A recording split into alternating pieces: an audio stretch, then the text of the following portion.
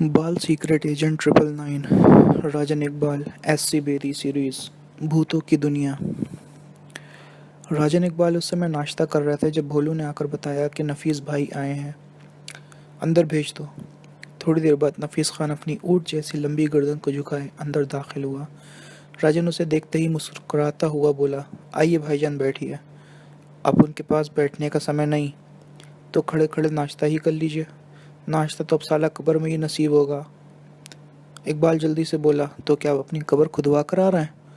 तुम तो अपन के पक्के दुश्मन हो, कब्र ही खोदोगे। कब्र तो मजदूर ही खोदेंगे भाईजान, मैं तो कुदाल फावड़े को हाथ भी नहीं लगाता। इकबाल ने पूरी गंभीरता से पूछा, वैसे आप इतनी जल्दी कब्र खुदवाना क्यों चाहते हैं? अभी तो माशाल्लाह आप जवान हैं, आपको शादी वादी करना है। जब 100 मन तेल होगा तभी तो राधा नाचेगी। तो क्या आप अपनी घरवाली राधा को नचाएंगे? ला हौल वला कुव्वत, अपन तो साला मुहावरा पेश कर रहे थे। राजन ने बीच में दखल दिया, भाईजान आप काफ़ी परेशान नज़र आ रहे हैं, बात क्या है? परेशान ना होता तो 100 किलोमीटर दूर से यहाँ दौड़ा दौड़ा ना आता। तो आप कार से नहीं दौड़े दौड़े आ रहे हैं? इकबाल ने फिर बीच में टांग अड़ाई। तुम तो बाल की खाल निकालते हो। अपन वैसे ही बहुत परेशान है, और परेशान करोगे तो अपन आत्महत्या कर लेंगे। बैठकर बताइए क्या परेशानी है? नफीस बैठता हुआ बोला, अपन का लाखों रुपया डूबने वाला है। क्यों? क्या इनकम टैक्स वालों ने छापा मारा? इनकम टैक्स वाले गए तेल लेने, छापा तो साले भूत मारने वाले हैं टूनागढ़ में। भूत? लेकिन टूनागढ़ में आप क्या कर रहे हैं? ठेका लेकर फंस गया हूँ। क्या? क्या कोई इमारत बनवा रहे हैं? पूरी कॉलोनी बनवा रहा हूँ, 300 मकान की। लेकिन वहाँ की घाटी में साली कुछ गड़बड़ नज़र आती है। तब तो फ़ायदे का सौदा है। फ़ायदा तो लाखों का है, लेकिन ये साले भूत नहीं चाहते कि अपन का कुछ फ़ायदा हो। 4 मजदूर गायब हो गए। पुलिस से मदद ले ली होती, राजन ने कहा। पुलिस ने कोशिश तो की, लेकिन उन्हें तलाश नहीं कर सकी। लेकिन एक मजदूर का कहना है कि उसने उन्हें सुरंग में जाते देखा था। वहां से वो वापस नहीं आए। आसपास जंगल भी तो होगा, हो सकता है जानवर उठा ले गए हों। पुलिस को ऐसा कोई सबूत नहीं मिला है। मैं तो तुम लोगों के पास सहायता के लिए आया हूँ। ठीक है इकबाल, तुम सूरज को साथ लेकर चले जाओ, अगर आवश्यकता पड़ी तो मैं भी आ जाऊँगा। तुम क्यों नहीं चल रहे? मैं यहाँ एक केस में उलझा हुआ हूँ, अगर मैं भी चला जाऊँगा तो तुम्हारी सहायता कौन करेगा? सलमा है, शोभा है यहाँ पे मेरी सहायता के लिए। तुमने शोभा का नाम ले लिया? इकबाल मुस्कुराता हुआ बोला। राजी डियर कहते हुए वो तुम्हारा पूरा ख्याल रखेगी। तुम भी एक दो बार उसे शब्बो डार्लिंग कह देना। कोशिश करूँगा, राजन मुस्कुराया। नफीस भी मुस्कुराता हुआ बोला, राजन कुछ भी कह लो, शोभा के साथ तुम्हारी जोड़ी बहुत प्यारी लगती है। नफीस भाई क्यों पत्थर से सिर फोड़ रहे हैं? आइए चलकर भूतों से सिर फोड़ते हैं, शायद वह सर झुकाकर चले जाएं। राजन कुछ नहीं बोला। इकबाल नफीस का हाथ पकड़कर शहर के बाहर की तरफ बढ़ गया। भूतों की दुनिया पार्ट 2। कार तीव्र गति से सड़क पर दौड़ रही थी। नफीस कार ड्राइव कर रहा था, सूरज व इकबाल उसकी बगल में बैठे हुए थे। नफीस भाई, सूरज ने पूछा, क्या बहुत जल्दी है? रात को ही साले भूत गड़बड़ करते हैं, अपन रात होने से पहले ही वहाँ पहुँच जाना चाहते हैं। नफीस भाई, जेब कतरे हुए बहुत दिन हो गए। क्या अपन की जेब कतरोगे? नहीं, उन भूतों की जेब कतरूंगा जो आपको परेशान कर रहे हैं। लेकिन पहले ये बताइए, भूतों की जेब होती भी है या नहीं? और सुनो, इन्हें भी साला दौरा पड़ा है, नफीस हंसते हुए बोला। भूतों की साली जेब ही नहीं होती तो उसमें नोट मोट साले कहाँ से आ जाएंगे? आप चिंता ना करें, मैं पैदा कर लूँगा, सूरज बोला। नफीस भाई, इकबाल बोला, दरअसल भूत ही भूत का हाल जानते हैं। यानी तुम सूरज को भूत कह रही हो? हाँ, बचकर रहिएगा। यार अपन पहले ही साले उस सुरंग के भूतों से बहुत डरे हुए हैं, तुम अपन को और मत डराओ।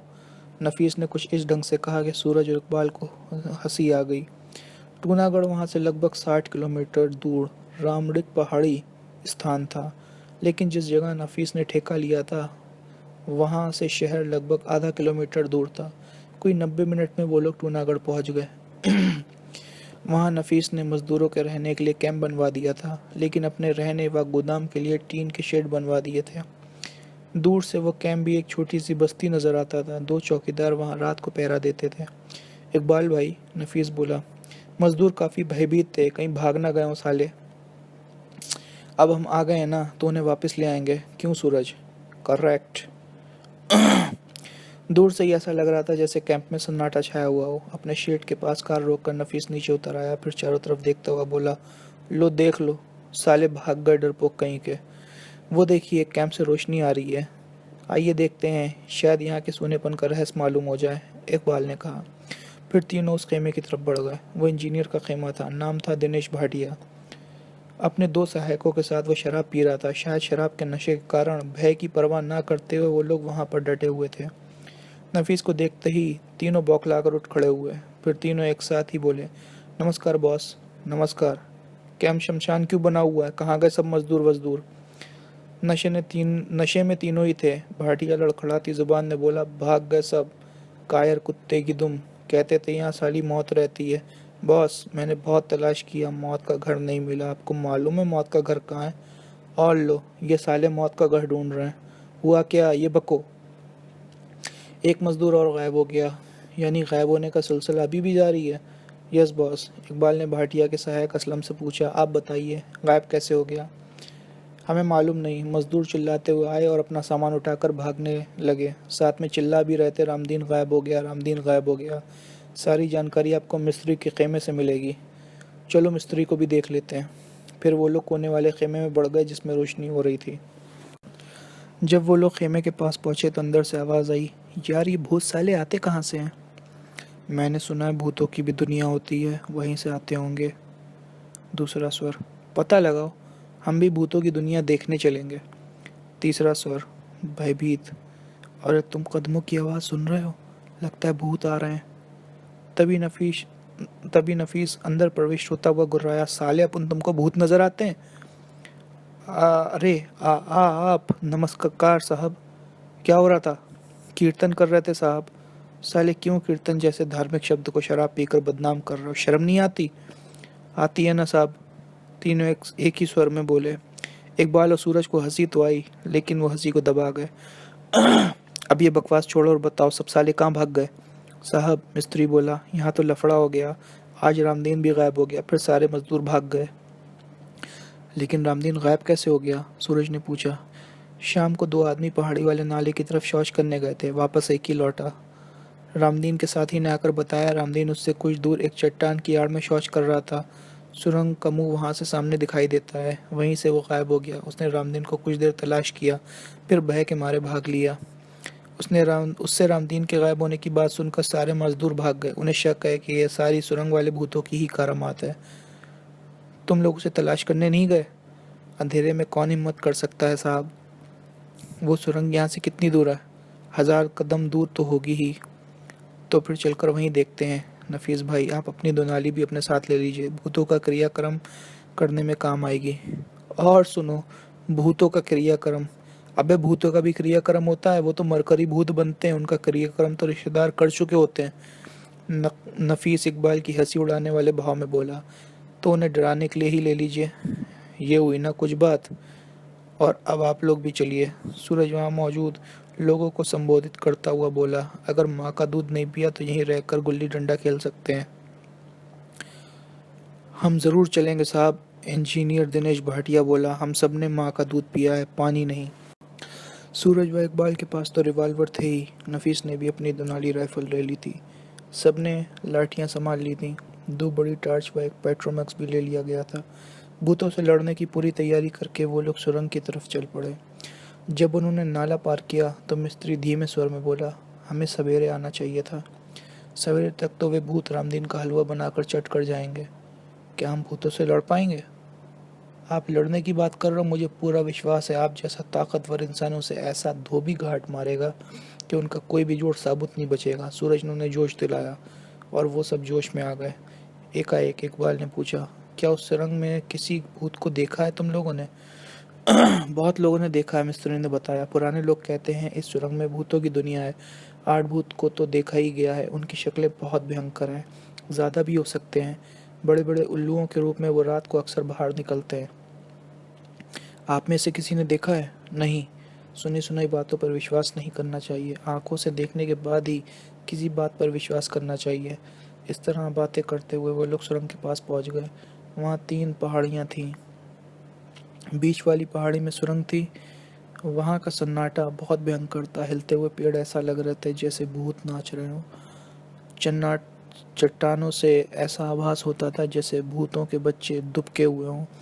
पहाड़ियाँ तो दैत्य के समान नजर आ रही थीं। क्या नफीस भाई के यहाँ ठेका लेने से पहले भी लोग गायब होते थे? इकबाल ने पूछा। गांव वाले डर के मारे इधर आते ही नहीं थे साहब। वो तो उनके गायब होने का सवाल ही नहीं पैदा होता। गायब हमारे मजदूर ही हुए हैं।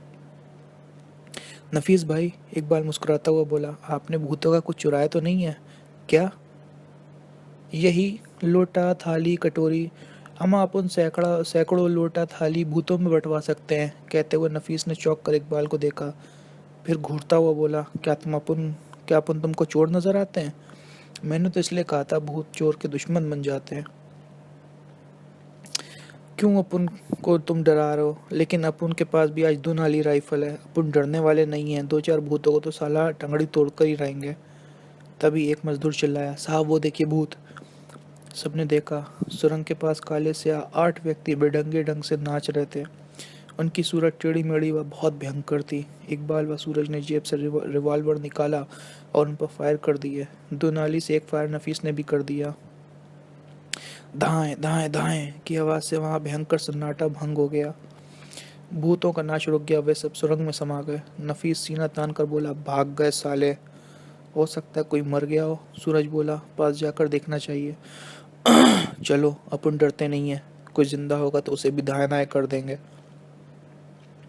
फिर वो लोग सुरंग के पास जाकर रुक गए। वहाँ उन्हें किसी भूत की लाश दिखाई नहीं दी, लेकिन सुरंग का काला मुहाना देखकर सारे मजदूर भय से कांप उठे। एक मजदूर कांपते स्वर में बोला, बाप रे, बहुत भयंकर जगह है। सूरज व इकबाल की टार्च रोशनी के मुहाने में और उसके आसपास का निरीक्षण करने लगी। नफीस आंखें फाड़ सुरंग की तरफ बिल्कुल सन्नाटा था। तभी कोई काली वस्तु चीखती व उड़ती हुई सन्नाटे के साथ उन लोगों के सिरों के ऊपर से निकल गई। वो 2 थी। उल्लू थे, उल्लू थे, एक मजदूर चिल्लाया। मैंने सुना है रात के समय भूत उल्लू के रूप में उड़ते घूमते हैं। अबे चुप, नफीस ने उन्हें घुड़का। काहे के उल्लू साले, काहे के भूत? वो 8 हैं साहब। अबे हम लोग भी 8 हैं। ऐसा धोबी गाड़ देंगे कि उल्लू की दुम बनकर रह जाएंगे। 2 और उल्लू सन्नाटे की आवाज़ के साथ उनके ऊपर से निकल गए।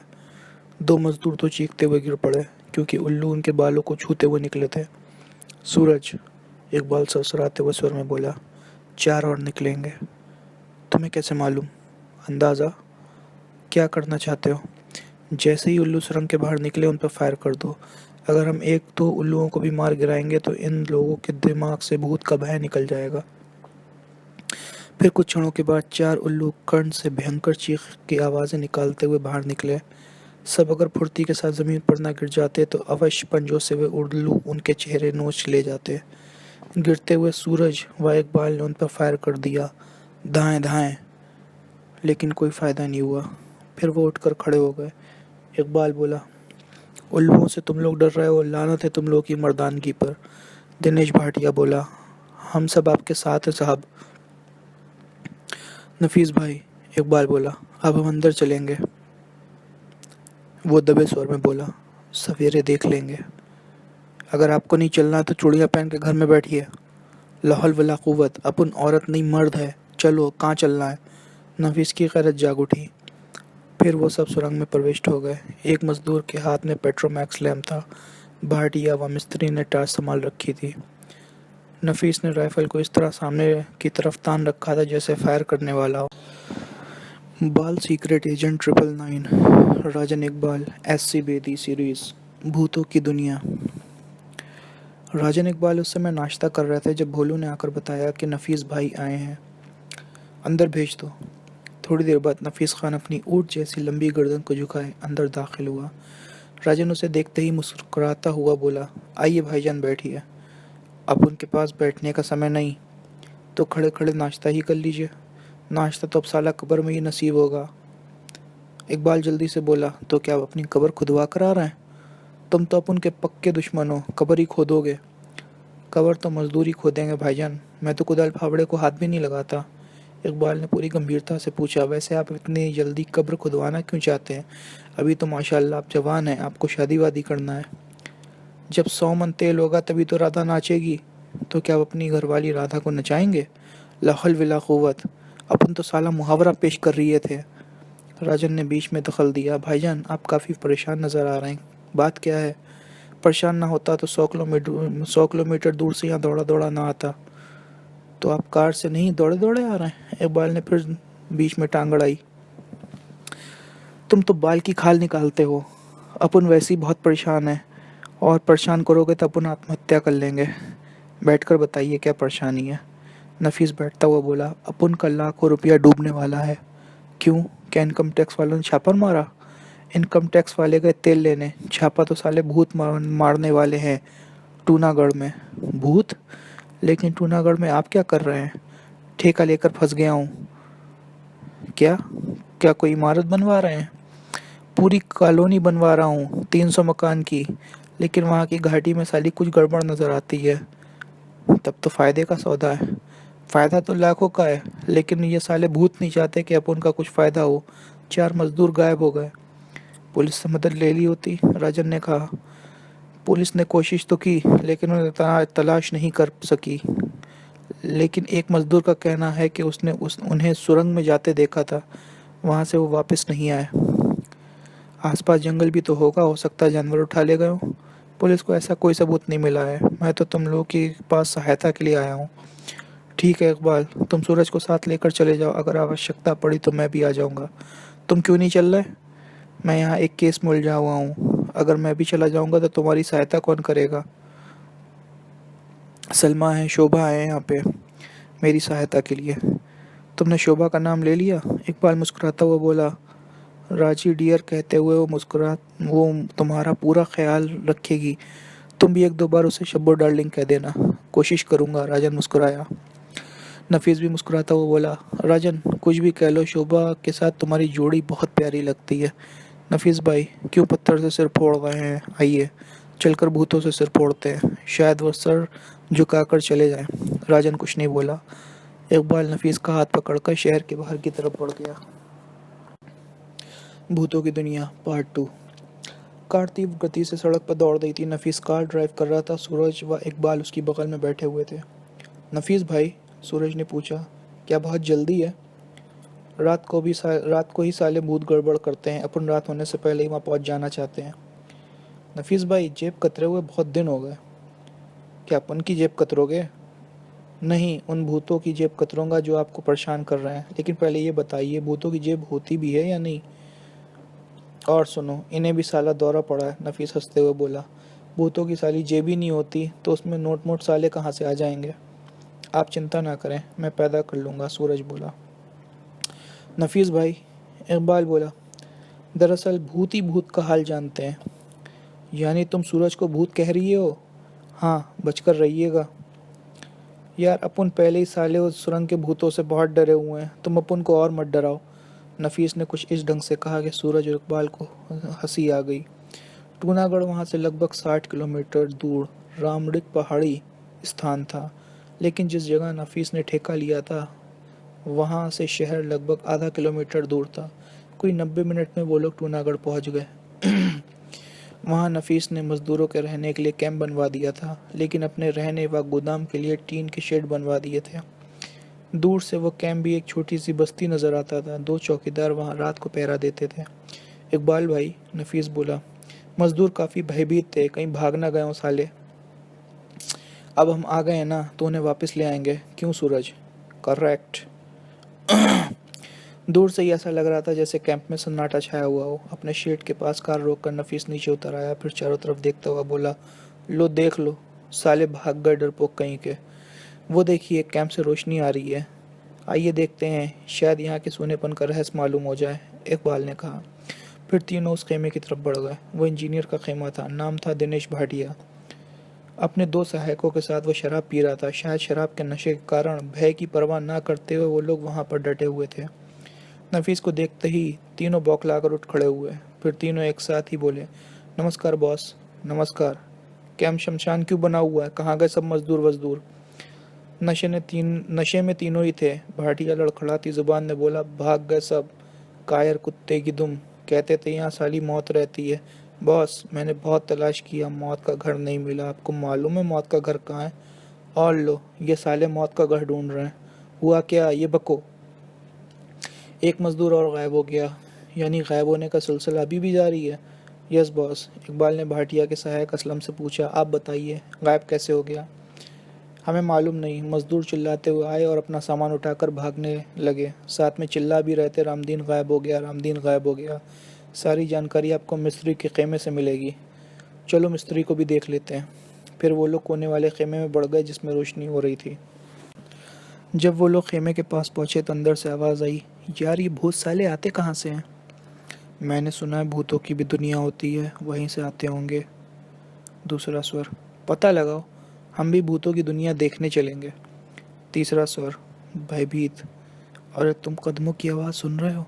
लगता है भूत आ रहे हैं। तभी नफीस तभी नफीस अंदर प्रविष्ट होता हुआ गुर्राया, साले अपन तुमको भूत नजर आते हैं? अरे आप नमस्कार साहब। क्या हो रहा था? कीर्तन कर रहे थे साहब। साले क्यों कीर्तन जैसे धार्मिक शब्द को शराब पीकर बदनाम कर रहे हो? शर्म नहीं आती? आती है ना साहब, तीनों एक ही स्वर में बोले। इकबाल और सूरज को हंसी तो आई, लेकिन वो हंसी को दबा गए। अब ये बकवास छोड़ो और बताओ, सब साले कहाँ भाग गए? साहब, मिस्त्री बोला, यहाँ तो लफड़ा हो गया। आज रामदीन भी गायब हो गया, फिर सारे मजदूर भाग गए। लेकिन रामदीन गायब कैसे हो गया? सूरज ने पूछा। शाम को दो आदमी पहाड़ी वाले नाले की तरफ शौच करने गए थे, वापस एक ही लौटा। रामदीन के साथी ने आकर बताया, रामदीन उससे कुछ दूर एक चट्टान की आड़ में शौच कर रहा था। सुरंग का मुंह वहां से सामने दिखाई देता है, वहीं से वो गायब हो गया। उसने रामदीन को कुछ देर तलाश किया, फिर भय के मारे भाग लिया। उससे रामदीन के गायब होने की बात सुनकर सारे मजदूर भाग गए। उन्हें शक है कि यह सारी सुरंग वाले भूतों की ही करामात है।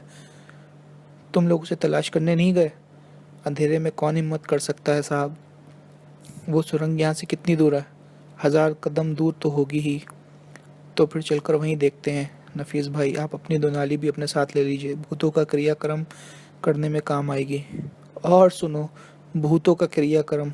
अबे भूतों का भी क्रियाक्रम होता है, वो तो मरकरी भूत बनते हैं, उनका क्रियाक्रम तो रिश्तेदार कर चुके होते हैं। नफीस इकबाल की हंसी उड़ाने वाले भाव में बोला, तो उन्हें डराने के लिए ही ले लीजिए। ये हुई ना कुछ बात। और अब आप लोग भी चलिए। सूरज वहाँ मौजूद लोगों को संबोधित करता हुआ बोला, अगर माँ का दूध नहीं पिया तो यहीं रहकर गुल्ली डंडा खेल सकते हैं। हम ज़रूर चलेंगे साहब, इंजीनियर दिनेश भाटिया बोला, हम सब ने माँ का दूध पिया है, पानी नहीं। सूरज व इकबाल के पास तो रिवाल्वर थे ही, नफीस ने भी अपनी दुनाली राइफल ले ली थी। सब ने लाठियां संभाल ली थीं। दो बड़ी टार्च व एक पेट्रोमैक्स भी ले लिया गया था। भूतों से लड़ने की पूरी तैयारी करके वो लोग सुरंग की तरफ चल पड़े। जब उन्होंने नाला पार किया तो मिस्त्री धीमे स्वर में बोला, हमें सवेरे आना चाहिए था। सवेरे तक तो वे भूत रामदीन का हलवा बनाकर चट कर जाएंगे। क्या हम भूतों से लड़ पाएंगे? आप लड़ने की बात कर रहे हो, मुझे पूरा विश्वास है आप जैसा ताकतवर इंसानों से ऐसा धोबी घाट मारेगा कि उनका कोई भी जोड़ साबुत नहीं बचेगा। सूरज ने उन्हें जोश दिलाया और वो सब जोश में आ गए। एकाएक इकबाल ने पूछा, क्या उस सुरंग में किसी भूत को देखा है तुम लोगों ने? बहुत लोगों ने देखा है, मिस्त्री ने बताया। पुराने लोग कहते हैं इस सुरंग में भूतों की दुनिया है। 8 भूत को तो देखा ही गया है, उनकी शक्लें बहुत भयंकर हैं, ज़्यादा भी हो सकते हैं। बड़े बड़े उल्लुओं के रूप में वो रात को अक्सर बाहर निकलते हैं। आप में से किसी ने देखा है? नहीं।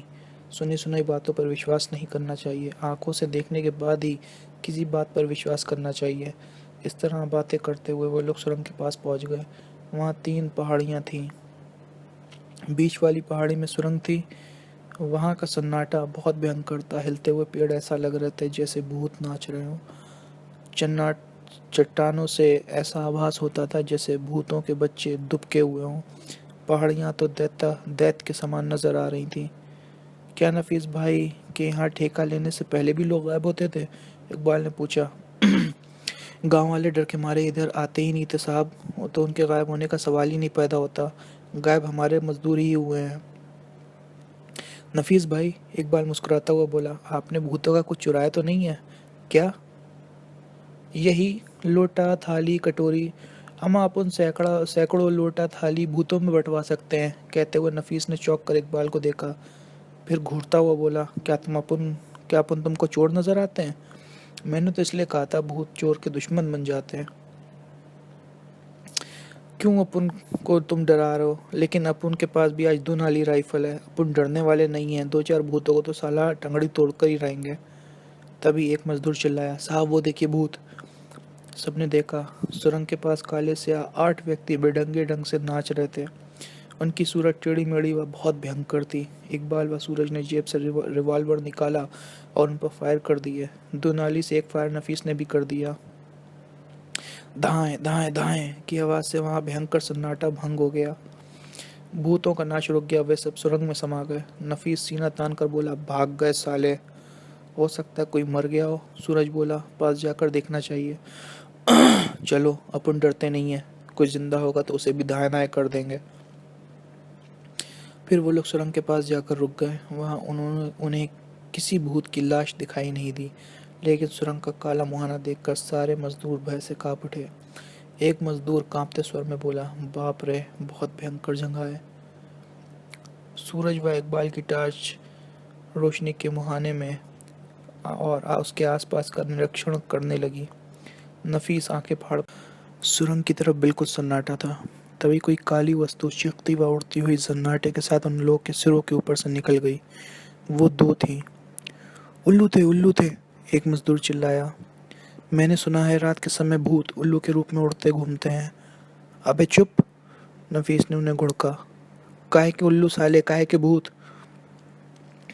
वो 8 हैं साहब। अबे हम लोग भी 8 हैं, ऐसा धोबी गाड़ देंगे कि उल्लू की दुम बनकर रह जाएंगे। 2 और उल्लू सन्नाटे की आवाज़ के साथ उनके ऊपर से निकल गए। 2 मजदूर तो चीखते हुए गिर पड़े, क्योंकि उल्लू उनके बालों को छूते हुए निकले थे। सूरज, इकबाल सरसराते हुए स्वर में बोला, 4 और निकलेंगे। तुम्हें कैसे मालूम? अंदाज़ा? क्या करना चाहते हो? जैसे ही उल्लू सुरंग के बाहर निकले उन पर फायर कर दो। अगर हम 1-2 उल्लुओं को भी मार गिराएंगे तो इन लोगों के दिमाग से भूत का भय निकल जाएगा। फिर कुछ क्षणों के बाद 4 उल्लू कर्ण से भयंकर चीख की आवाज़ें निकालते हुए बाहर निकले। सब अगर फुर्ती के साथ ज़मीन पर न गिर जाते तो अवश्य पंजों से वे उल्लू उनके चेहरे नोच ले जाते।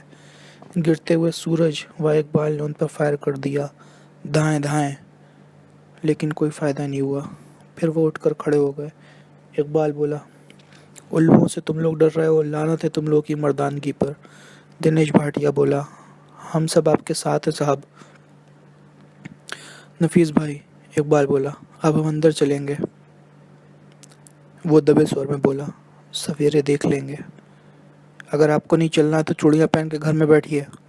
लाहौल वला कुव्वत, अपन औरत नहीं मर्द है। चलो, कहाँ चलना है? नफीस की गैरत जाग उठी। फिर वो सब सुरंग में प्रविष्ट हो गए। एक मजदूर के हाथ में पेट्रोमैक्स लैम्प था। भाटिया व मिस्त्री ने टार्च संभाल रखी थी। नफीस ने राइफल को इस तरह सामने की तरफ तान रखा था जैसे फायर करने वाला हो। अंदर उल्लुओं की बीट की बदबू आ रही थी। दीवारें सीलिंग भरी थी। जैसे ही वो लोग प्रविष्ट हुए, भयंकर चीखों की आवाज़ें आने लगी। ऐसा लग रहा था कुछ लोग की गर्दनों को छुरी से रेता जा रहा है और वो दर्द के मारे चीख रहे हों। वो ठिठक कर रुक गए। तभी उन्हें सुरंग में दूर 2 चमकते गोले नजर आए। एक मजदूर बुदबुदाया, भूतों की आंखें। वो चमकती आंखें तेजी से आगे बढ़ी और फिर उनके पास से एक जंगली बिल्ली भागती हुई निकल गई। दूसरा मजदूर बोला, कोई भूत बिल्ली बनकर भागा है। फिर वो लोग आगे बढ़ने लगे। टार्चों व पेट्रोमैक्स की रोशनी में सुरंग में रोशनी हो उठी थी। फिर सबकी नज़र खून से लथपथ एक लाश पे पड़ी। एक मजदूर चिल्लाया, रामदीन की लाश। अरे बाप रे, भागो। फिर उनमें से कोई वहाँ नहीं रुका, सब भाग गए। नफीस की भी हिम्मत जवाब दे गई। लाश को देखने के बाद भूत का भय पूरी तरह से उनके मस्तिष्क पर हावी हो गया था। भागो, वो भी चिल्लाया। उनके भागते ही सूरज व इकबाल भी बाहर आ गए। इकबाल व सूरज सोच रहे थे उन्हें पुलिस स्टेशन जाकर इस घटना की सूचना दे देनी चाहिए। भोर होते ही इकबाल व नफीस पुलिस को साथ लेकर सुरंग की तरफ चल पड़े। सूरज को कैंप में ही छोड़ दिया गया था ताकि वो आने वाले मजदूरों का ख्याल रखे। एक इंस्पेक्टर, 4 सिपाही के साथ डीएसपी खुद भी आए थे। लेकिन जब वो लोग सुरंग में प्रविष्ट हुए तो नफीस व इकबाल एक दूसरे का मुंह तकने लगे। पुलिस वाले भी उनकी शक्ल देख रहे थे। रामदीन की लाश गायब थी। डीएसपी ने पूछा, आप लोग तो सुरंग में किसी की लाश के बारे में कह रहे थे, कहाँ है वो लाश? खुदा की कसम यही थी वो। अपुन ने अपनी इन दोनों आंखों से देखा था, खून में लथपथ लाश। नफीस बोला, तो क्या वो लाश पंख लगाकर उड़ गई? साली उड़ कैसे सकती है, लाश के तो पंख होते ही नहीं।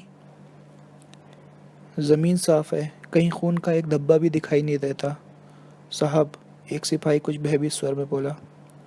गांव वाले कहते हैं सुरंग में भूत रहते हैं, भूतों की दुनिया है ये सुरंग। वो भूत उल्लू बनकर रात में उड़ते हैं, भूत ने गायब कर दी होगी लाश। हाँ हाँ, नफीस जल्दी से बोला, यही बात है। शट अप, डीएसपी ने सिपाही को घुड़का। नफीस अरे बाप रे कहता हुआ झटके से पीछे हटा और इंस्पेक्टर से जा टकराया। फिर दोनों फर्श पर लुढ़क गए। फिर नफीस फुर्ती से उठा, इंस्पेक्टर को उठाता हुआ जल्दी से बोला, माफ़ करना इंस्पेक्टर साहब, गलती अपुन की नहीं, पीएचडी की है। पीएचडी? पीएचडी कौन? इकबाल बड़ी मुश्किल से अपनी हंसी रोकता हुआ बोला, इनका मतलब है डीएसपी साहब। हाँ, इन्होंने शट अप साला कुछ इस तरह से कहा जैसे भूत की बंदूक से गोली छूटी हो। नफीस ने बड़ी मासूमियत से रुआं से सर में कहा। डीएसपी व इंस्पेक्टर को भी अपनी हंसी पर काबू पाना मुश्किल हो गया। कुछ क्षणों बाद वह गंभीर स्वर में बोले, भूत प्रेतों पर हम विश्वास नहीं करते, वैसे आप लोगों की हर तरह से मदद करने के लिए हम तैयार हैं। फिर मजदूर क्यों भाग गए? नफीस ने पूछा। इसका कारण आप लोग तलाश करिए। लेकिन डीएसपी अंकल, इकबाल गंभीरता से बोला, रात को यहाँ 8 लोगों ने लाश देखी थी। भूत के भय के कारण वहमग्रस्त होने से आप लोग को लाश दिखाई दी होगी, वरना लाश कहाँ गायब हो जाती। इकबाल सोचते हुए बोला, शायद ऐसा ही हुआ हो। फिर पुलिस पार्टी चली गई तो नफीस बोला, इकबाल तुम आदमी हो या खरबूजे, तुम भी उनकी हाँ में हाँ मिलाने लगे। तो क्या करता? मेरा सर। आए हैं साले जासूस कहीं के, अब उनकी आंखों को ही बटन बना दिया। पुलिस वाले से बहस करने का अर्थ होता बिना दीवारों के अपना सर फोड़ना। हम अपने ढंग से काम करेंगे, इकबाल बोला। खाक काम करोगे? अब उनके मजदूर भागे जा रही हैं, जो बचे हैं वो भागने को तैयार हैं। मेरे विचार में आप शहर जाकर राजन को फ़ोन द्वारा सूचित कर दो, मैं यहाँ का काम देखता हूँ। उस सूरज मुरत से क्यों नहीं कहते? अपन यहाँ से कहीं नहीं जाएंगे। बातें करते हुए वो लोग कैंप तक आ गए। सूरज सामने से आ रहा था। पास आकर उसने पूछा, क्या हुआ? साली लाश भाग गई, नफीस बोला। लाश भागा नहीं करती भाईजान, भूत बन जाया करती है, सूरज मुस्कुराता हुआ बोला। भूतों की दुनिया में एक और भूत की बढ़ोतरी हो गई। अरे बाप रे, तब तो मर गए। तभी तो कह रहा हूँ, शहर जाकर फ़ोन द्वारा राजन को यहाँ के हालात से अवगत करा दीजिए। सूरज और मैं यहाँ के मजदूरों को रोके रखेंगे। आखिरकार झक मार कर नफीस को ही जाना पड़ा। उसके जाने के बाद इकबाल बोला, आओ प्यारे, अब हम लोग सुरंग की तरफ चले। वहाँ जाकर क्या करोगे? लाश गायब होने के कारण वह भूतों के रहस्य की जानकारी प्राप्त करने। चलो। और वो दोनों वहाँ से चल दिए। भूतों की दुनिया पार्ट 6। टार्च दोनों के पास ही थी, लेकिन दिन में सुरंग में कुछ रोशनी थी, क्योंकि उसके ऊपर के हिस्से में छोटे छोटे सुराख बने थे जिनसे सूरज की किरणें अंदर तक आ रही थीं। तब भी दोनों ने टार्च जला ली थी। आतिशी शीशे से अच्छी तरह देखने के बाद सूरज बोला, इकबाल, जिस जगह लाश थी वहाँ की ज़मीन को साफ किया गया है। मैं देख चुका हूँ, लेकिन हत्या ऐसी जगह की गई है, इसलिए खून के छींटे हमें आसपास ज़रूर मिलने चाहिए। फिर दोनों आतिशी शीशे द्वारा आसपास का निरीक्षण करने लगे। सुरंग के में छोटे बड़े कंकड़ बिखरे पड़े थे। एक जगह इशारा करता हुआ इकबाल बोला, देखो, इस जगह खून के छींटे बिखरे हुए हैं। इसका मतलब रात को हमारे जाने के बाद लाश को गायब किया गया है। हाँ। इकबाल खून के छींटे को तलाश करता हुआ आगे बढ़ गया। जैसे जैसे वो आगे बढ़ता जा रहा था, सुरंग अंधेरी होती जा रही थी।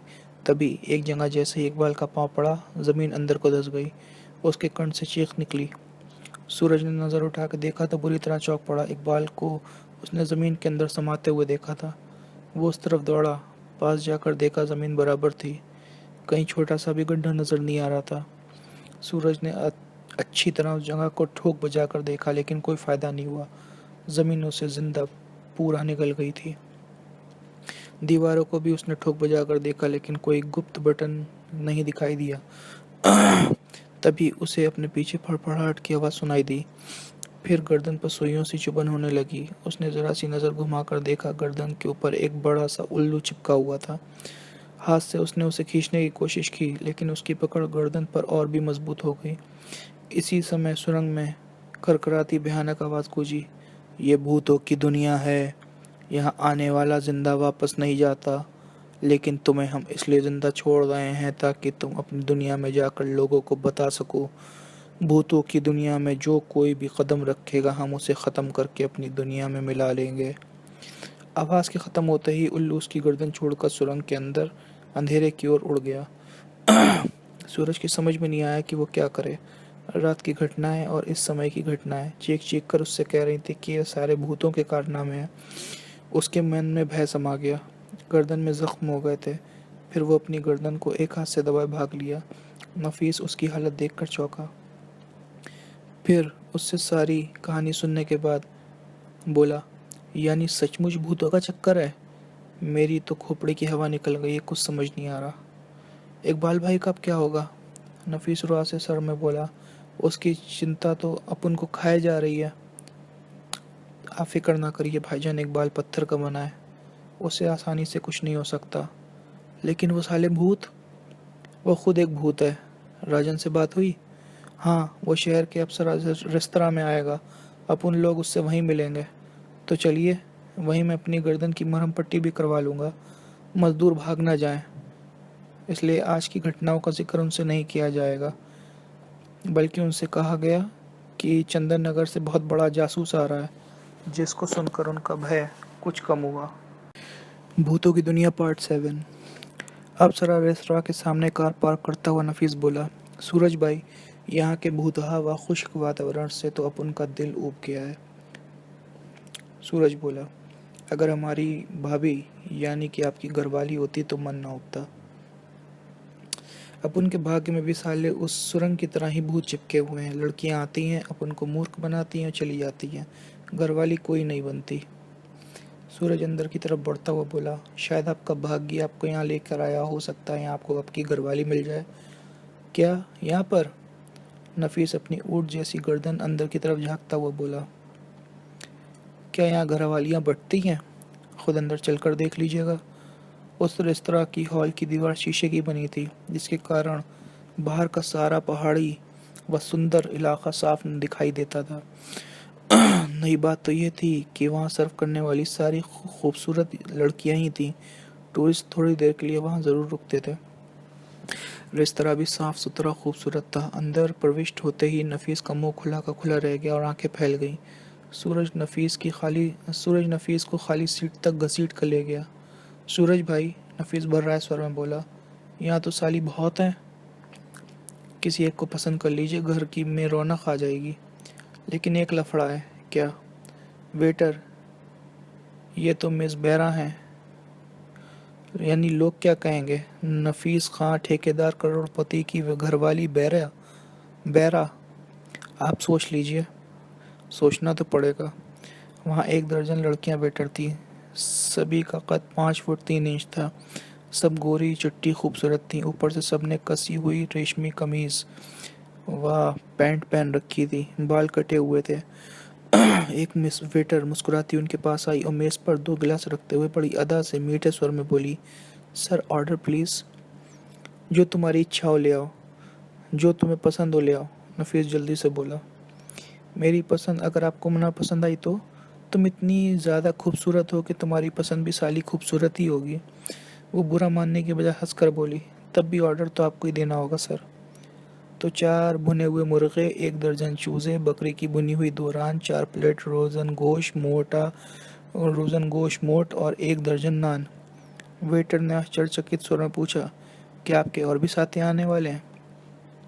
मिस वेटर, सूरज मुस्कुराता हुआ बोला, ये अकेले ही 4 साथियों के बराबर हैं। ये तो लंच है, डिनर इससे डबल होता है। वह नफीस को घूरती हुई चली गई। नफीस की नज़रें हॉल में घूमने लगी। सूरज ने पूछा, कोई पसंद आई? एक हो तो बताऊं साली, यहाँ तो सभी अप्सराएं हैं। कितनी भोली मासूम। अब अपन रोज आएंगे।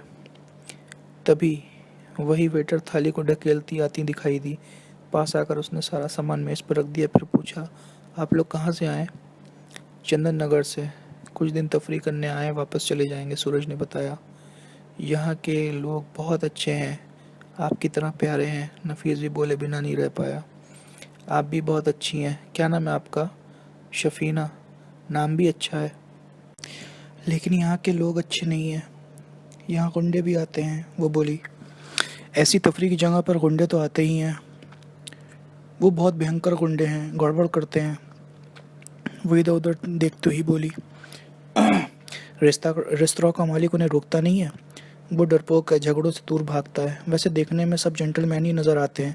मटन दादा को यहाँ कोई कौन नहीं जानता। शफीना नफरत भरे स्वर में बोली। लड़कियों को तंग करते होंगे। मेरी छोटी बहन को तो जबरन उठा ले गए थे। तब तो ऐसे गुंडों को की जूतों से मरम्मत होनी चाहिए। क्यों सूरज? नफीस जोश में आता हुआ बोला। आप ठीक कह रहे हैं भाई। मिस साहिबा, आप घबराओ मत। अपन लोग आ गए हैं। मटन दादा, साले उल्लू के पट्टे, सुअर की दुम, मुर्गी के चूजे। जोश में नफीस की आवाज़ ज़रा ऊंची हो गई थी। हाल में बैठे कई लोगों ने उसकी आवाज़ को सुना। पास की मेज़ पर बैठे दो बदमाश टाइप व्यक्ति अपनी सीट से उठे और लहरा कर उनकी मेज़ के पास आकर रुक गए। सूरज व नफीस मुर्गा उधेड़ते हुए बातें भी करते जा रहे थे। नफीस इस समय बकरे की रान उधेड़ रहा था। उन्हें देखकर शफीना भय के कारण कई कदम पीछे हट गई। उनमें से एक व्यक्ति कमर पर हाथ रखता हुआ जहरीले स्वर में बोला। मटन दादा को देखना चाहते हो? हम कुत्ते बिल्लियों को नहीं देखते। क्यों नफीस भाई? सूरज बिना उनकी तरफ देखे वो बोला। अम्मा, वो तो पालने की चीज़ें हैं, देखने की नहीं। नफीस भी बोला। और हमने कई कुत्ते और बिल्लियाँ पाली हुई हैं। उस व्यक्ति ने मारने के लिए जैसे ही हाथ उठाया, सूरज ने हाथ में पकड़ी मुर्गी की गर्दन उसके मुंह पर खींच मारी। वो बौखला गया। दूसरे बदमाश ने घूंसा चलाया, जैसे सूरज ने बैठे ही बैठे कलाई पर रोका और भरपूर ठोकर उसके पेट में जड़ दी। वो लड़खड़ा गया। यानी यहाँ भी जंग शुरू हो गई। नफीस बुरा सा मुंह बनाता हुआ बोला। जब शुरू ही हो गई है भाईजान तो दिखा दीजिए अपने हाथ। दो और बदमाश आ गए थे, कमर पर हाथ रखे उन्हें घूर रहे थे। अब उन दोनों का 6 से मुकाबला था। एक बदमाश ने नफीस के चेहरे पर घूंसा जोड़ दिया। साले मारता है, मैं तेरे भूसे में खाल खींचकर भर दूंगा। भाईजान, सूरज एक बदमाश के चेहरे पर घूंसा जोड़ता हुआ बोला। खाल खींचकर भूसे में भर दूंगा कही है? अबे हाँ यार, साला मुहावरा ही तो है, कुछ भी कह लो। नफीस ने कहा। बकरी की रान उस बदमाश के हाथ में देता हुआ बोला। खाओ, मज़ा आ जाएगा। बदमाश ने जैसे ही रान में दांत गड़ाए, नफीस ने उसके पेट में जोर से ठोकर जड़ दी और बोला। साले बाप का माल है जो खाए जा रिया है। वो दूर जाकर गिरा। कई लोग हंस पड़े। नफीस के बाज जैसे लंबे कद के सामने सब बच्चे नजर आ रहे थे। तभी एक बदमाश उससे आकर लिपट गया। अबे ओ, अपन है मियाँ नफीस खान, ठेकेदार, करोड़पति। कोई पेड़ नहीं जो चिपटे चले जा रही हो। हटो हटो हटो। अबे साले, गुदगुदी हो रही है। लेकिन जब वो नहीं हटा तो नफीस ने उसे उसके साथी पर उछाल दिया। दोनों कुर्सियों से टकराते हुए फर्श पर लुढ़क गए। सूरज ने बाकी दो की मरम्मत कर दी थी। वेटर्स के अलावा वहाँ के कई लोग भी उन्हें प्रशंसा की नज़र से देख रहे थे। रेस्तरां का मालिक झगड़ा ख़त्म करने की कोशिश कर रहा था, लेकिन किसी ने उसकी नहीं सुनी, बल्कि एक बदमाश ने तो उसे घूंसा भी जड़ दिया था। मार खाने के बाद पांचों बदमाश ने चाकू निकाल लिए। छठा कह रहा था, चीर डालो हरामजादों को। इतने सारे चाकू देखकर नफीस की हालत ख़राब हो गई। सूरज कमर पर दोनों हाथ रखकर वहाँ रखकर खड़ा हो गया और सोचने लगा, अगर कोई सहायता के लिए ना आया तो आज चाकू उनके बदन में उतर जाएंगे। लोग तो भय से और भी पीछे हट गए थे। एक सीट पर खूबसूरत जोड़ा बैठा हुआ था। दोनों ने ही जैकेट और कमीज़ पहनी हुई थी। युवक की लंबी व घनी मूछें थीं। युवती ने बालों की 2 चोटियां बनाई हुई थीं। मुस्कुराते हुए वो उनकी लड़ाई देख रहे थे। उन्हें चाकू निकालता देखकर युवती बोली, डियर, अब तो बदमाशों की ज्यादती नज़र आ रही है। तुम ठीक कह रही हो डार्लिंग, आओ उनकी मदद करें। चाकू हाथ में दबाए वो पांचों बदमाश उनकी तरफ बढ़ रहे थे। सभी सोच रहे थे कि दोनों की आते आज बाहर आने में देर नहीं लगेंगी। तभी बिल्ली जैसी आंखों वाली युवती उन युवकों के ऊपर टूट पड़ी। दोनों ने तूफानी हमला किया था। पांचों बदमाश इस अचानक हुए हमले से बौखला गए। फिर नफीस व सूरज भी उन पर टूट पड़े। चाकू उनके हाथ से छिटक कर दूर होकर फर्श पर बिखर गए और वो सारे बदमाश फर्श चाटते नजर आने लगे। छठा बदमाश, जो अभी तक खड़ा था, क्रोध से लाल पीला होता हुआ उनकी तरफ बढ़ने लगा। रेस्तरां के मालिक ने उसे रोकते हुए कहा, दयाल साहब, रहने दो, अजनबी हैं। तुम पीछे हट जाओ वरना तुम्हारा थोबड़ा तोड़ दूंगा। मालिक बौखलाकर पीछे हट गया। दयाल ने गुर्राते हुए पूछा, कौन हो तुम लोग? डार्लिंग, यस डियर, इसे परिचय दो। युवती मुस्कुराती हुई बोली, गीदड़, ये शेर कुमार है और मुझे शेरनी कुमारी कहते हैं। क्या कहा तुमने मुझे? गीदड़, और तुम्हारे ये पांचों चमचे चमचे चूजे हैं। मौत आ गई है तुम दोनों की, शेर युवक बोला। अगर अब तुम्हारे मन में कोई हसरत बाकी रह गई है तो आकर वो भी निकाल सकते हो। दयाल ने फुर्ती के साथ जेब से रिवॉल्वर निकाला और उस शेर कुमार ने उससे भी ज़्यादा फुर्ती से अपनी लात चला दी। रिवॉल्वर उसके हाथ से उछला, जिसे में शेरनी ने लपका और जेब में रख लिया। दूसरे क्षण दयाल ने शेर कुमार पर छलांग लगा दी। कुमार जरा सा एक तरफ हट गया। दयाल एक मेज से जा टकराया, लेकिन वो फुर्ती से उठकर कुमार पर झपटा। उसका घूंसा कुमार ने कलाई पर रोका और दनादन कई घूंसे दयाल के चेहरे व पेट में जड़ दिए। दयाल दीवार से जा टकराया। दो बदमाशों ने पीछे से कुमार को दबोचना चाहा। कुमार ने पलटकर उनको ठोकर जोड़ दी। वो लड़खड़ाए। उन्हें नफीस व सूरज ने संभाल लिया। शेरनी कुमारी बाकी दो बदमाशों की मरम्मत कर रही थी। कुमारी व कुमार के आने से पासा ही पलट गया था। मार खाते खाते दयाल बेहोश हो गया और पांचों बदमाश भाग गए। वहां बैठे सभी लोग के चेहरे पर खुशी दिख रही थी। सबने उन्हें घेर लिया। नफीस शेर कुमार को भूलकर बोला, कुमारी जी। शेरनी कुमारी, जी हाँ वही, अपन की मदद की बहुत बहुत शुक्रिया। कुमारी यानी शेरनी जी। शेर कुमार का भी शुक्रिया कर लीजिए। आपका कर दिया, इनका भी हो गया। कुमार व कुमारी दोनों हंस पड़े। वहाँ मौजूद सभी लोग उनकी बहादुरी की तारीफ कर रहे थे। रेस्तरां का मालिक बोला, कुमार जी, आप कुमारी जी को लेकर यहाँ से चले जाइए, वरना आप पर मुसीबत आ सकती है। मुसीबत से हम लोग नहीं घबराते, कुमार मुस्कुराता हुआ बोला। बदमाशों को शिक्षा देने में हमें मज़ा आता है। मटन दादा तो जब भी यहाँ आता है हमारे लिए मुसीबत हो जाती है। वो लोग बहुत ख़तरनाक बदमाश हैं। भीगी बिल्ली की तरह डरोगे तो गीदड़ बदमाश खुद ब खुद ही शेर बन जाएंगे। आप नहीं जानते, इस घाटी में उनका बहुत आतंक है। तो क्या इन लोगों को हम उनके हाथों मरने देते? हम किसी से नहीं डरते। ऐसे बदमाशों को ज़मीन चटाना हम अच्छी तरह जानते हैं। आप लोग पुलिस की सहायता क्यों नहीं लेते? पुलिस कहती है उन पर हाथ डालने के लिए सबूत चाहिए, लेकिन सबूत कौन जुटाए? चिंता मत करिए, सब ठीक हो जाएगा। बरसाती कीड़ों की तरह गुंडे भी ज़्यादा दिन नहीं टिकते। और हाँ, आप दोनों यहाँ से जाइए। नफीस ने 500 रुपये निकाल के बिल के रूप में शफीना को थमाया और सूरज के साथ बाहर आ गया। कुमार और कुमारी भी बाहर आ गए। कुमार ने पूछा, आप लोग क्या यहाँ तफरी करने आए थे? नहीं, अपन लोगों को अपने एक दोस्त का इंतज़ार कर रही थे। इस समय आप लोग का यहाँ रुकना ख़तरनाक हो सकता है। वो लोग तैयारी करके फिर आ सकते हैं, इसलिए आप लोग चले जाइए। और क्या आप लोगों के लिए ख़तरा नहीं है? सूरज ने विरोध करना चाहा। कुमार ने उसे घूरते हुए कहा, जैसा कह रहा हूँ वैसा करिए। सूरज को ऐसा लगा जैसे उसकी आंखों से बिजली निकल रही हो। उसने जल्दी से आंखें झुका ली और बोला, चलिए नफीस भाई, हम लोग चलते हैं। लेकिन ये साली गुंडागर्दी। सूरज उसे घसीटता ले गया।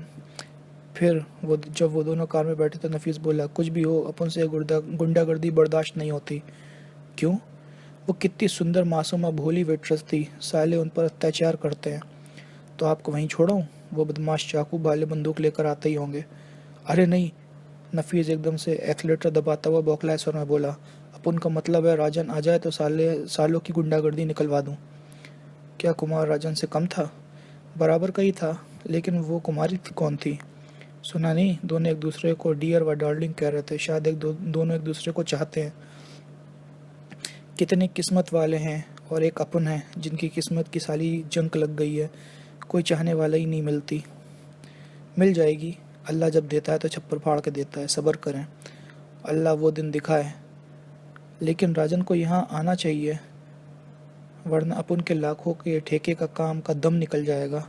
राजन आ चुका है तो अपन लोगों से मिला क्यों नहीं? इकबाल भाई के बारे में उसे बताना है, गले मिलकर आंसू बहाना है। मौका आने पर वो हमसे अवश्य मिलेगा। उसको सब कुछ मालूम होगा। खाक मालूम होगा। इकबाल भाई के गम में अपन का वज़न और कम हो रहा है। हाय इकबाल भाई। भूतों की दुनिया पार्ट 9।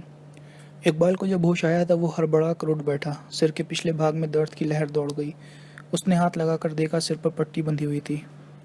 कमरे में एक पलंग, गिलास व सुराही के अलावा 2 कुर्सियां भी थीं। कमरे की तरह वो चीज़ें भी बहुत पुरानी नज़र आ रही थीं। एक दरवाज़ा व एक खिड़की भी थी। दोनों ही इस समय बंद थीं। जब उसने दिमाग पर जोर दिया तो उसे याद आया सुरंग में एकाएक ज़मीन धँस गई थी और वो नीचे गिरता चला गया था। वहाँ गहरा अंधेरा था। वो इस समय कहाँ है, उसे नहीं मालूम था। तभी वो चौंका, उसे बाहर से कदमों की आवाज़ सुनाई पड़ी। इतना तो वो समझ गया था कि वो दोस्तों में नहीं है, दुश्मनों के बीच है। अतः वो फिर लेट गया और आंखें बंद कर लीं। दूसरे ही क्षण दरवाज़ा खुला और स्कर्ट कमीज पहने एक सुंदर लड़की अंदर प्रविष्ट हुई, जिसके बाल कंधे तक कटे हुए थे। उसने पास आकर इकबाल का माथा छूकर देखा, फिर वहीं कुर्सी पर बैठ गई। कुछ ही क्षणों के बाद अधेड़ उम्र का एक व्यक्ति अंदर प्रविष्ट हुआ, जो लंबा, तगड़ा व मजबूत जिस्म का मालिक था। रूपा, होश में आया तुम्हारा जख्मी? नहीं, लेकिन सांस चल रही है, बुखार भी नहीं है। मैं सोच रहा हूँ इसको यहाँ लाकर हमने अच्छा नहीं करा। क्यों? नौकरों ने कुछ काले साए कोठी के आसपास देखे थे। नौकरों ने जब टार्च की रोशनी उन पर फेंकी तो वो गायब हो गए। वो अंदर भी तो आ सकते हैं। इतनी हिम्मत किसी की भी नहीं है कि मेरी इजाज़त के बिना कोई मेरी कोठी में प्रवेश कर जाए। फिर कुछ देर बात करने के बाद अधेड़ उम्र का व्यक्ति व रूपा बाहर निकल गए। इकबाल उठा और खिड़की पर आकर बाहर झाँकने लगा। ये कोठी का पिछला भाग था। दूर दूर तक पहाड़ व पेड़ ही दिखाई देते थे। आहते में घनी झाड़ियाँ थीं।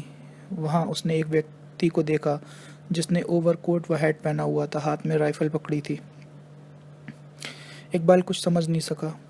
तभी फिर से कदमों की आवाज़ बाहर से उभरी। वो जल्दी से पलंग पर लेट गया। जैसे ही रूपा अंदर प्रविष्ट हुई, कहरा कर वो उठ बैठा और अपने सिर को दबाने लगा। तुम होश में आ गए? मैं कहाँ हूँ? मेरे पास हो? पास कहाँ, मैं तो दूर बैठा हूँ। क्या मतलब? तुम मुझे अपनी गोदी में बिठा लो, तब मैं समझूंगा मैं तुम्हारे पास हूँ। धत, वो शर्मा गई। तुम कौन हो? मैं ठाकुर प्रताप सिंह की भतीजी रूपा। मैं कौन हूँ? क्या तुम्हें नहीं मालूम? इकबाल ने कहरा कर अपना सिर पकड़ लिया, आंखें बंद कर ली। फिर कुछ क्षणों के बाद खोलता वो बोला, मुझे चारों तरफ अंधेरा ही अंधेरा नजर आ रहा है। मैं तो सिर्फ तुम्हें जानता हूँ रूपा। कुछ याद करने की कोशिश करो। मुझे कुछ याद नहीं आ रहा। कुछ देर की खामोशी के बाद रूपा ने पूछा, तुम्हारा नाम क्या है? हमाम। सही बताओ। लक्स। अच्छी तरह सोचो। डालडा। हाँ हाँ, याद आ गया, मेरा नाम डालडा है। इकबाल ने कुछ इस कदर हर्षित स्वर में कहा कि रूपा हंस पड़ी। तुम कहाँ रहते हो? पेड़ पर। वही मेरा घोंसला है। पेड़ पर पैदा होने का बहुत मज़ा आता है। तुम भी पेड़ पर पैदा होकर देखो। रूपा हंसते हुए एकदम गंभीर हो गई। फिर बोली, तुम आराम करो, मैं डॉक्टर को बुलाकर लाती हूँ। इकबाल लेट गया। उसकी आंखों से झरझर आंसू बहने लगे। रूपा ने उसके सिर पर प्यार से हाथ फेरा, फिर बाहर निकल गई। थोड़ी देर बाद रूपा अधेड़ उम्र के व्यक्ति प्रताप सिंह व डॉक्टर के साथ अंदर प्रविष्ट हुई। इकबाल पलंग पर खड़ा हो गया और टुमके लगा लगा कर नाचने लगा। रूपा ने आश्चर्यचकित स्वर में पूछा, ये क्या कर रहे हो? स्वागत। घोंसले की दुनिया में हम इसी प्रकार से आने वाले का स्वागत करते हैं। क्या तुम्हारी दुनिया में सिर के बल नाचकर स्वागत किया जाता है? आप चुपचाप लेट जाओ, रूपा मुस्कुराती हुई बोली। इकबाल अच्छे बच्चे की तरह लेट गया। डॉक्टर ने गले में पहना स्टेथोस्कोप उतारा और उसका निरीक्षण करने लगा। निरीक्षण करने के बाद उसने पूछा, तुम्हारा नाम क्या है? डालडा। घर का पता? चौथे पेड़ की 8वीं डाल, नवा घोंसला। इकबाल ने पूरी गंभीरता के साथ कहा। तुम्हें कुछ भी याद नहीं आ रहा? इकबाल ने कहरा कर सिर पकड़ लिया। डॉक्टर कुछ क्षणों से घूरता रहा, फिर बोला, प्रताप जी, सिर की किसी अंदरूनी चोट के कारण ये अपनी याददाश्त खो चुका है। ऐसे लोग अबोध बालक की तरह ही हरकतें करते हैं। क्या ये ठीक नहीं हो सकता? इलेक्ट्रिक शॉक से ऐसे मरीज अक्सर ठीक हो जाते हैं, लेकिन ये ट्रीटमेंट इसका जख्म ठीक होने के बाद ही किया जा सकता है। अबोध बालकों की तरह कभी ज़िद करे तो इसकी ज़िद पूरी कर दीजिएगा, वरना यह पागल भी हो सकता है। ओहो। फिर वो दोनों बाहर आ गए। रूपा इकबाल को सहानुभूति व प्यार भरी नज़रों से देख रही थी। इकबाल ने उल्लू की तरह पलकें झपकाई, फिर पूछा, हमारी घोंसलों की दुनिया में नर व मादा होते हैं, क्या तुम इस दुनिया की नर हो? नहीं, मादा, और तुम नर हो। तब तो मज़ा आ गया। हमारी दुनिया में जब नर और मादा मिलते हैं तो तिक्कम तिक्का नाचते हैं। कैसे? फिर इकबाल फर्श पर उतर आया और कमर पर हाथ रखकर ठुमका लगा लगा कर नाचने लगा। रूपा हंसने लगी। तुम भी मेरे साथ नाचो। डॉक्टर ने कहा, अगर मेरी जिद नहीं मानोगी तो मैं पागल हो जाऊंगा। इकबाल ने इस कदर मासूमियत से कहा कि रूपा हंस पड़ी। फिर वो भी कमर पर हाथ रखकर ठुमका लगाने लगी। ना जाने क्यों उसे इकबाल के साथ नाचना अच्छा लग रहा था। नाचते हुए वे एकदम से रुकी, फिर प्यार से उसे पलंग पर लेटाते हुए बोली, कुछ देर आराम करो, मैं फिर आऊँगी। मेरे लिए लॉलीपॉप ज़रूर लाना, वरना मैं फिर नाचने लगूँगा। ले आऊँगी बाबा, रूपा ने हंसते हुए कहा, फिर बाहर निकल गई और दरवाज़ा बंद कर लिया। अपने आप को दुश्मनों के बीच पाकर इकबाल ने याददाश्त खो जाने का बहुत अच्छा अभिनय किया था, लेकिन वो अभी तक समझ नहीं सका था कि रूपा उसकी हमदर्द है या दुश्मनों की साथी। उनका रहस्य जानने के लिए उसने याददाश्त खो जाने का अभिनय जारी रखने का निश्चय कर लिया, किंतु इस बात से वो परेशान था कि सुरंग से वो यहाँ तक कैसे पहुँचा, सूरज का क्या हुआ। इस अभिनय में वो ये बात जानने की कोशिश भी नहीं कर सकता था। राजन पर उसे विश्वास था, वो अब तक वहाँ आ चुका होगा और उसकी खोज खबर लेना शुरू कर दी होगी। ये सोचकर उसे कुछ तसल्ली हुई। भूतों की दुनिया पार्ट 10। उस सारे पहाड़ी इलाके में शेर कुमार व शेरनी कुमारी ने काफ़ी ख्याति अर्जित कर ली थी, क्योंकि उन्होंने ऐसे गुंडे को पीटा था जिसे छूने का कोई साहस भी नहीं कर सकता था। 2 दिन वो दोनों गायब रहे। आज फिर वो इस इलाके में दिखाई दिए थे। दोनों एक गली से गुजर रहे थे। 2 बदमाश टाइप के व्यक्ति उनके पीछे लगे हुए थे। जैसे ही वो बाजार वाले रास्ते में पहुंचे, कुमार बोला, डार्लिंग, 2 और मच्छर आ गए। शायद हमें घेरने की कोशिश की जा रही है। कुछ और आगे जाने के बाद वो 4 से 6 हो गए। डियर, कुमारी बोली, इनके इरादे खतरनाक नज़र आ रहे हैं। डार्लिंग, जब तुम मेरे साथ होती हो तो मैं और भी ज़्यादा खतरनाक हो जाता हूँ। सच? हाँ। तब तो मैं हमेशा तुम्हारे साथ रहूँगी, शेरनी मुस्कुराती हुई बोली। सामने कॉफ़ी हाउस दिखाई दे रहा है, चलो वहीं चलकर बाकी बातें करेंगे। फिर वो दोनों कॉफ़ी हाउस में दाखिल हो गए। जब वो एक सीट पर बैठ गए तो 6 बदमाश मस्त चाल से चलते हुए अंदर प्रविष्ट हुए। अंदर बहुत सारे नौजवान युवक युवतियां भी मौजूद थे। बदमाशों को सभी पहचानते थे, इसलिए उन्हें देखकर सब कानाफूसी करने लगे। 6 बदमाश एक खाली सीट पर बैठकर कुमार व कुमारी को घूरने लगे। सबने उनकी नज़रों की सीध में देखा तो वो लोग दोबारा चौंके। बदमाशों के वहाँ आने का कारण सबकी समझ में आ गया। काफ़ी हाउस का मैनेजर सोच रहा था, आज हाल में लाशें बिछेंगी या फर्नीचर टूटेगा। बदमाशों की चापलूसी करने के लिए वो सीधा उनके पास पहुंचा और स्वर में पूरी मिठास घुलते हुए बोला, क्या सेवा की जाए आप लोगों की। इस समय तुम नज़र मत आओ, भाग जाओ, एक बदमाश कुर्राया। मैनेजर मुंह लटका वहाँ से हट गया। कुमार व कुमारी हंस हंस कर एक दूसरे से बात कर रहे थे, जैसे उन्हें किसी की चिंता ही ना हो। एक युवक अपनी युवती साथी से कह रहा था, तुमने उन दोनों को पहचाना? नहीं। अरे ये वही जोड़ा है जिसने मदन दादा के आदमियों को कुत्ते की तरह पीट कर भगा दिया था और वो दुम दबाकर भाग गए थे। लेकिन वो दोनों तो बहुत नाजुक और खूबसूरत नज़र आ रहे हैं। अरे हाथ हथौड़े जैसे हैं, बहुत बहादुर हैं। इसी तरह की बातें और मेज़ों पर भी हो रही थीं। बदमाशों से उन्हें खा जाने वाली निगाहों से घूर रहे थे।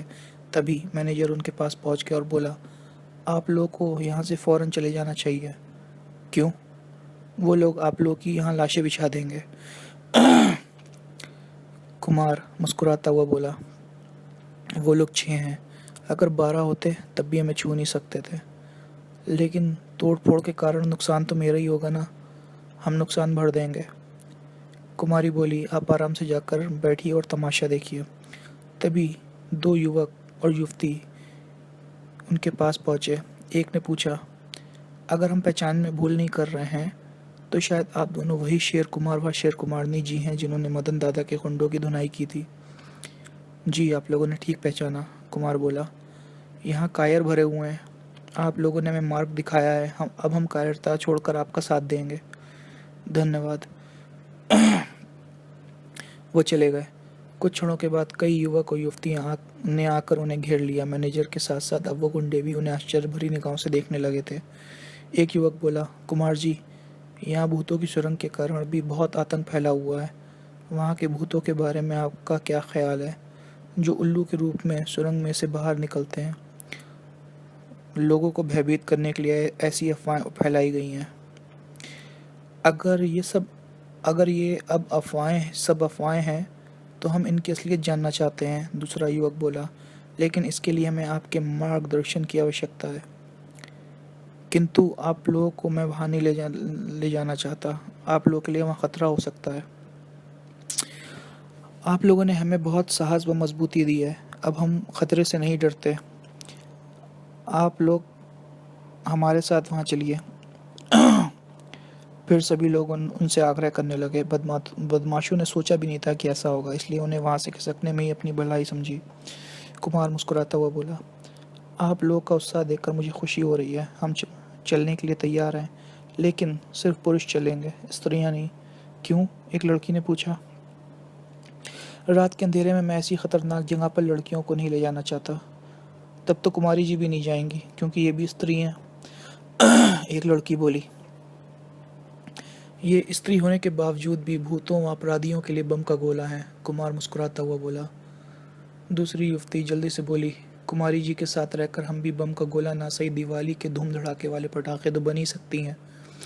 उस युवती ने कुछ इस ढंग से कहा कि सब हंस पड़े।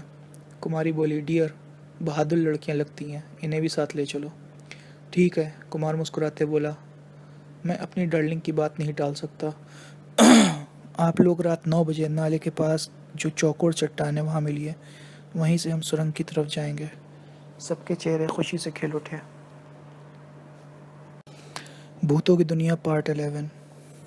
सूरज भाई, नफीस निराशा भरे स्वर में बोला, अपन तो अपना घोड़ा यहाँ से बढ़ाने वाले हैं। आप चिंता क्यों कर रहे हैं? राजन यहाँ पहुँच गया है। ऐसी मीठी बातों से अपन को मत बहलाओ। काम तो साला गया, तेल लेने लाखों रुपए चूर्ण का पुड़िया बन गए उन भूतों के कारण। फायदा भी तो आप ही का होगा। फायदा साला खाक होगा, नुकसान अपन को कब्रिस्तान पहुंचा देगा। तभी दिनेश भाटिया पास आकर बोला, हेलो बॉस। बॉस कहे, तेल लेने काय के बॉस? वो बुदबुदाया। अगर थोड़े से मजदूर और आ जाएं तो हम 3 दिनों में चट्टानों को उखाड़ कर ज़मीन को मकान बनाने के लायक बना लेंगे। चट्टानों को उड़ाने के लिए बारूदी सुरंगें भी लगा दी गई हैं।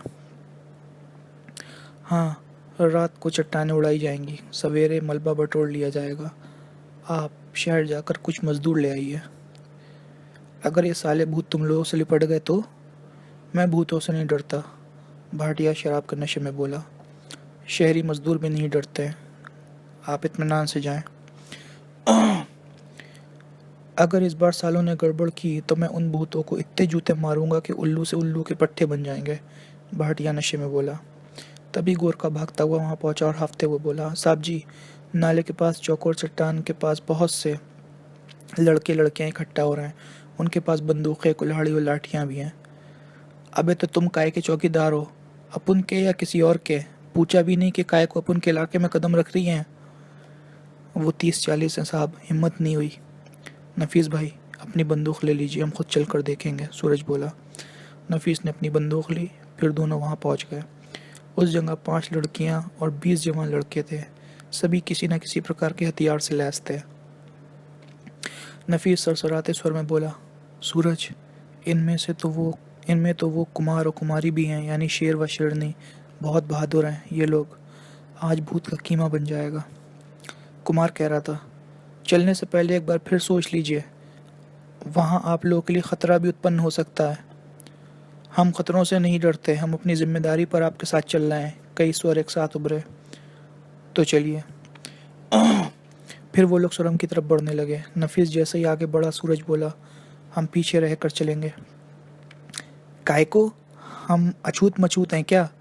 कारण बाद में समझा दूंगा नफीस भाई, फिलहाल जितना कह रहा हूँ उतना करिए। फिर वो उनका पीछा करते हुए सुरंग तक पहुंच गए। सूरज व नफीस अपने आप को एक चट्टान के पीछे छुपाए हुए थे। नौजवानों ने मशालें जला ली थी, जिनकी संख्या 2 थी। टार्चें उनके पास काफ़ी थी। मशालों की रोशनी में सुरंग का काला मुहाना बहुत भयंकर लग रहा था। एक युवक बोला, कुंवर जी, बाहर तो कुछ भी नहीं है, हमें सुरंग के अंदर जाकर देखना चाहिए। फिर लड़की लड़कियों के मिश्रित स्वर उभरे, हाँ हाँ, हम अंदर चलेंगे और प्रेतों का रहस्य आज खोल कर रख देंगे। अभी उन्होंने इतना ही कहा था कि सुरंग के अंदर से तेज सीटियों की आवाज़ उभरी। फिर चीखते हुए 3 उल्लू बाहर निकले। कुमार व कुमारी अगर नीचे ना झुक जाते तो उल्लुओं के पंजे उन्हें अवश्य घायल कर देते, लेकिन 2 उल्लू मशालों से टकराए। मशालें जमीन पर गिरकर बुझ गईं। 3 उल्लू चीखते हुए फिर बाहर निकले और युवक और युवतियों पर झपटने लगे। युवक और युवतियाँ पहले तो बौखलाए फिर चीखने लगे। कुमार, ये तो गड़बड़ हो गई। कुमारी बोली, मुझे पहले ही शक था कुछ न कुछ गड़बड़ अवश्य होगी। तीसरी बार फिर से दो उल्लू जैसे ही बाहर निकले तो कुमार ने उन पर फायर कर दिया, लेकिन कोई फायदा नहीं हुआ। उल्लू झपट झपट कर युवक और युवतियों पर पंजे व चोंच मार रहे थे। वो चीखते चिल्लाते अब भागने लगे थे। कुमार व कुमारी टॉर्च की रोशनी उल्लुओं पर डालते हुए फायर कर रहे थे, लेकिन तीव्र गति से उड़ने के कारण उन्हें एक भी गोली नहीं लग रही थी। सूरज व नफीस आड़ में मौजूद थे। सूरज ने भी उल्लुओं पर फायर कर दिया। तभी सूरज की एक गोली जाकर उल्लू को लगी, वो ज़मीन पर गिरकर ढेर हो गया। युवक व युवतियाँ भागते जा रहे थे, फिर वो नज़रों से ओझल हो गए। उल्लुओं को वापस लौटता देखकर कुमार व कुमारी आड़ में हो गए। 7 उल्लू सुरंग में वापस लौट गए। तभी सूरज व नफीस उनके पास पहुंच गए। सूरज सरसराते स्वर में बोला, मैंने एक उल्लू को मार गिराया। कुमार ने चौंक कर उसे देखा, फिर तेज आवाज़ में बोला, तुमसे किसने कहा था यहाँ आने के लिए? चले जाओ यहाँ से और जाकर अपना काम जारी रखो, जाओ। सूरज के साथ साथ नफीस ने भी कुमार के स्वर में फ़र्क महसूस करा। ये स्वर रेस्तरां के स्वर से भिन्न था। नफीस कुछ कहता उससे पहले ही सूरज ने उसका हाथ थामा, बोला, भागिए। फिर दोनों ढलान पर भागते चले गए। अपने कैंप के करीब पहुंचकर नफीस बोला, शहर वाले भी भाग गए, अब क्या होगा? राजन का संदेशा आया कि डटे रहो और काम चालू रखो। ज़मीन फाड़ कर आया था या आसमान फोड़ कर? और काम चालू कैसे रखेंगे? मजदूर तो सारे भाग गए। आप शहर जाकर और मजदूर ले आइए, मैं यहाँ का काम देखूंगा। अपन तो बाज आया से ठेके से, जो अपन के इकबाल भाई को खा गया। इकबाल को कुछ हो गया तो अपन आत्महत्या कर लेंगे। इकबाल भाई को कुछ नहीं होगा, आप चिंता मत करो, सूरज ने तसल्ली दी। भूतों की दुनिया पार्ट 12। सूरज वहाँ की देखभाल कर रहा था। कुछ स्थानीय मजदूरों को पकड़कर उसने काम पर लगा दिया था। नफीस और मजदूरों का प्रबंध करने शहर चला गया था। उधर उन सारे युवक व युवतियों की हालत ख़राब थी जिन्हें उल्लुओं के पंजे लगे थे। उनके चेहरे व गर्दन के घाव गुब्बारे की तरह फूल गए थे, जैसे जलने से फोपले हो जाते हैं। दर्द व जलन में वो सभी छटपटा रहे थे। सबको अस्पताल में दाखिल करा दिया गया था। भूतहा सुरंग का भय अब सबके मन में बुरी तरह समा गया था। सब कुमार व कुमारी को कोस रहे थे जो उन्हें वहां ले गए थे। लोगों को विश्वास होने लगा था कि उस सुरंग में सचमुच भूतों का वास है। मदन दादा के आदमी कुमार व कुमारी का जगह जगह मजाक उड़ा रहे थे, यानी उन्हें बदनाम किया जा रहा था। बल्कि उन्होंने यहाँ तक कहना शुरू कर दिया था कि वे दोनों भी भूतों के ही साथी हैं। रात से ही कुमार व कुमारी गायब थे। उल्लुओं के शिकार युवक व युवतियों को बचाने की पूरी कोशिश की जा रही थी।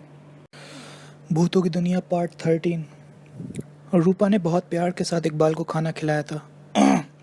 वही उसकी देखभाल कर रही थी। रात को प्रताप सिंह के साथ रूपा अंदर दाखिल हुई तो इकबाल ने पलंग से नीचे छलांग लगा दी और तालियां बजाता हुआ बोला, मैंने आपको पहचान लिया अंकल, इसे भी पहचान लिया।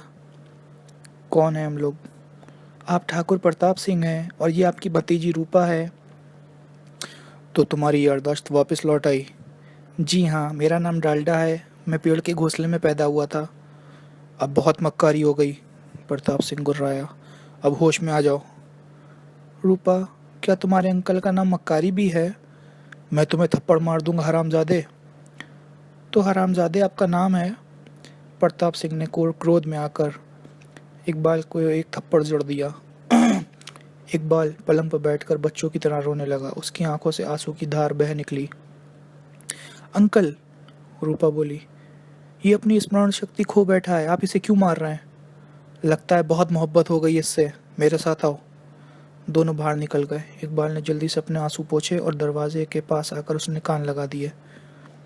अब बताओ, क्या रिश्ता जोड़ लिया तुमने उससे? एक बीमार से जो सहानुभूति होती है वही रिश्ता है मेरा उससे, रूपा ने भर्राए स्वर में कहा। लेकिन मैं सोचता हूँ अब वो हमारे लिए बेकार है, हम उससे कुछ भी मालूम नहीं कर सके। अंकल, मैं सोचती हूँ हमें उसको उसके साथियों के विरुद्ध प्रयोग करना चाहिए। इस तरह हमें मालूम भी हो जाएगा कि उसकी स्मरण शक्ति खो गई है या वो नाटक कर रहा है। मैं तो उसे ख़त्म कर देना चाहता था, लेकिन अगर तुम ऐसा सोचती हो तो हम ऐसा भी करके देख लेते हैं। फिर वो दोनों एक और कमरे में आ गए जहाँ 2 बदमाश टाइप के व्यक्ति पहले से मौजूद थे। प्रताप सिंह ने पूछा, कुमार व कुमारी का पता लगा? रात को वो बहुत सारे युवक व युवतियों के साथ थे, लेकिन फिर न जाने कहाँ गायब हो गए। दोनों में से एक बोला, तुम दोनों गधे हो, कल के छोकरे और छोकरी का पता नहीं लगा सके। कहिए तो जैसे ही दिखाई दें ख़त्म कर दें। अभी नहीं, आज रात को कैदी छोड़ दिया जाएगा। अगर कुमार व कुमारी जासूस हुए तो उससे अवश्य मिलेंगे, उस समय उन्हें ख़त्म कर दिया जाए। ठीक है, लेकिन कैदी को कहाँ छोड़ना है? कैंप के पास। निगरानी कड़ी व छुपकर होनी चाहिए। जो आज्ञा बॉस। भूतों की दुनिया पार्ट 14। रूपा जब दरवाज़ा खोलकर कमरे में प्रविष्ट हुई तो उस समय इकबाल सिर के बल खड़ा था। वो आश्चर्यचकित स्वर में बोली, ये क्या कर रहे हो? इकबाल पीठ के बल फर्श पर गिरा और फिर सीधा खड़ा होता बोला, यारदाश्त को वापस लाने की कोशिश कर रहा था। सचमुच तुम्हें कुछ याद नहीं आता? आता है ना। क्या? तुम मुझे बहुत याद आती हो। चल। ना जाने क्यों रूपा शर्मा गई, फिर फुसफुसाते हुए स्वर में बोली, अब होश में आ जाओ, तुम्हारी जान खतरे में है। जान और खतरा क्या होता है? तुम्हारा सिर। मैं याद रखूंगा, जान और खतरा तुम्हारा सिर होता है, इकबाल भोलेपन से बोला। इसी तरह मुझे याद करती रहा करो, शायद मेरी याददाश्त लौट आए। काश तुम मेरी बात समझ सकते। कहने के बाद वो चली गई। इकबाल अभी तक उनके बारे में कुछ भी नहीं जान सका था। वो ये भी नहीं जान सका था सुरंग से उसे वहाँ क्यों और कैसे लाया गया, इसलिए वो अभी तक याददाश्त खो जाने का अभिनय कर रहा था। परंतु रूपा के बारे में भी वो स्पष्ट रूप से नहीं जान सका था कि वो उसकी हमदर्द है या दुश्मन, किंतु अभी तक उसने उसके साथ हमदर्दी ही दिखाई थी। रात होने पर रूपा जब फिर उसके कमरे में आई तो उसके हाथ में दूध का गिलास था। जब उसने गिलास उसके हाथ में दिया तो गिलास के नीचे एक पर्ची भी दबी हुई थी। दूध पी लो, उसने ऊंचे स्वर में कहा, फिर धीरे से बोली, दूध पीने के बाद पर्ची को चुपके से पढ़कर फाड़ देना। अच्छा, अब मैं जा रही हूँ, भगवान तुम्हारी रक्षा करे। कहने के बाद वो कमरे से निकल गई। इकबाल ने दूध पीकर गिलास कुर्सी पर रखा, फिर पर्ची खोलकर पढ़ने लगा। लिखा था, तुम्हें ख़त्म कर दिया जाता, लेकिन अभी तो मैंने तुम्हें बचा लिया, किंतु यहाँ से जाने के बाद तुम्हें अपनी रक्षा खुद करनी है। मैं ये भी जानती हूँ तुम याददाश्त खोने का नाटक कर रहे हो। यहाँ से बाहर जाकर भी तुम्हें यह नाटक जारी रखना पड़ेगा, वरना ये लोग तुम्हें मार डालेंगे। ये लोग बहुत गंदे आदमी हैं। काश मैं प्रताप सिंह की भतीजी ना होती, जिसे लालच ने अंधा बना दिया है। तुम मुझे बहुत अच्छे लगे। मैं भगवान से तुम्हारी रक्षा की प्रार्थना करूँगी। उनके आदेश पर मुझे दूध में बेहोशी की दवा पिलानी चाहिए थी, किंतु मैंने ऐसा नहीं करा। दूध पीने के बाद तुम्हें बेहोशी का अभिनय करना है। तुम्हारी दोस्त रूपा। पत्र को पढ़ने के बाद उसने उसे निकल लिया। अब उसे विश्वास हो गया था कि रूपा उसकी हमदर्द है। दूध में सचमुच बेहोशी की दवा नहीं मिली थी, फिर भी उसने बेहोशी की चादर ओढ़।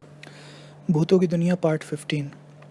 नफीस ने शहर में मज़दूरों का प्रबंध कर लिया था। मज़दूरों को सवेरे आना था, लेकिन वो खुद शाम को ही कैंप के लिए चल पड़ा।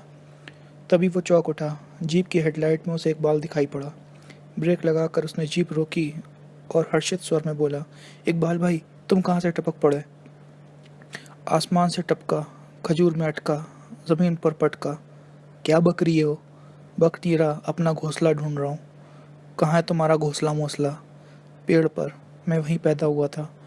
इकबाल की बात को मजाक समझकर नफीस हंसता हुआ बोला, चलो मेरे साथ, मैं तुम्हारे घोंसले पर ले चलता हूँ। नफीस ने कहा और उसे धकेलता हुआ जीप में ले गया। फिर जीप को गति देता हुआ बोला, कहाँ रह गए थे तुम? आसमान पर लटका, मिला एक झटका, नीचे लापटका। फिर बकवास? मेरा नाम बकवास नहीं डाल्डा है। तुम्हारा नाम लंबा है, तुम्हारा नाम लंबा घोंसला। कहीं भूत ने तुम्हारे दिमाग का कोई पेचेश तो नहीं ढीला कर दिया? ढीला नाम तुम्हारा और क्या पेचकस है हमारा। अब नफीस को विश्वास हो गया था उसका दिमाग ख़राब हो गया है। कैंप में पहुंचकर वो उसे अपने रहने के कमरे में ले गया। वहाँ सूरज पहले से मौजूद था। वो इकबाल को देखते ही बोला, ये कहाँ मिला? ज़मीन पर पड़ा था, इस लम्बे ने उठाकर जीप में रख दिया। लेकिन तुम कौन हो? शायद कबूतर हो, इकबाल बोला। सूरज हंस पड़ा। हंसो मत, नफीस बोला। भूत प्रेत ने इसे कुछ कर दिया है। ये अपना नाम के साथ साथ हमारा नाम भी भूल गया है। याददाश्त खो गई होगी, सूरज बोला। तुम तो बहुत बुद्धिमान हो मियाँ कबूतर। रूपा व प्रताप सिंह यानी भतीजी के चाचा भी यही कहा करते थे। कहने के साथ ही इकबाल ने जल्दी से पेन उठाकर मेज़ पर रख के पैड पर लिखा, अपनी व तुम लोगों की जान बचाने के लिए मैं याददाश्त खो जाने का अभिनय कर रहा हूँ। इसी के साथ एक फायर हुआ। इकबाल के हाथ में पकड़ा पेन टुकड़े टुकड़े हो गया। इकबाल ने नफीस को जोर से धक्का दिया, खुद भी मेज की आड़ में हो गया। सूरज पहले ही आड़ में हो गया था। फायर सीधे उन तीनों पर करे गए थे। अगर वो लोग फुर्ती ना दिखाते तो अवश्य भगवान को प्यारे हो चुके होते। सूरज ने रोशनदान की तरफ फायर कर दिया और इकबाल दरवाजे की आड़ में आकर खड़ा हो गया। और जैसे ही दरवाज़ा खुला और एक व्यक्ति अंदर प्रविष्ट हुआ, इकबाल ने उसके हाथ से रिवॉल्वर छीना, उसके बाजू में कर पीठ से लगा दी। फिर चिल्लाया, हथियार फेंक कर आत्मसमर्पण कर दो, वरना तुम्हारे साथी को गोली मार दूंगा। उत्तर में एक फायर हुआ, गोली उसी आदमी के सीने में उतर गई। इकबाल उसको वहीं पटक कर बाहर भागा। बाहर उसे रोशनदान के नीचे ज़मीन पर एक लाश दिखाई पड़ी। लाश के पास ही पत्थर से दबी एक पर्ची रखी थी, जिस पर लिखा था, तुम मूर्ख ही नहीं महामूर्ख हो। इकबाल भाई, पीछे से नफीस ने पूछा। खैरियत तो है? तुम महामूर्ख हो, इकबाल बोला। ए लो साले, तुम सुअर पाजी, तुम गधे घोड़े, अपन खैरियत पूछ रहे, तुम बास पे चढ़ जा रहे हो। सूरज ने पास आते हुए कहा, क्या हुआ?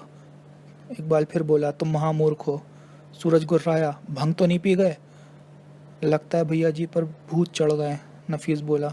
भूत नहीं, ये लाश चढ़ गई है, जिसके पास मुझे छोटा सा पत्र मिला है।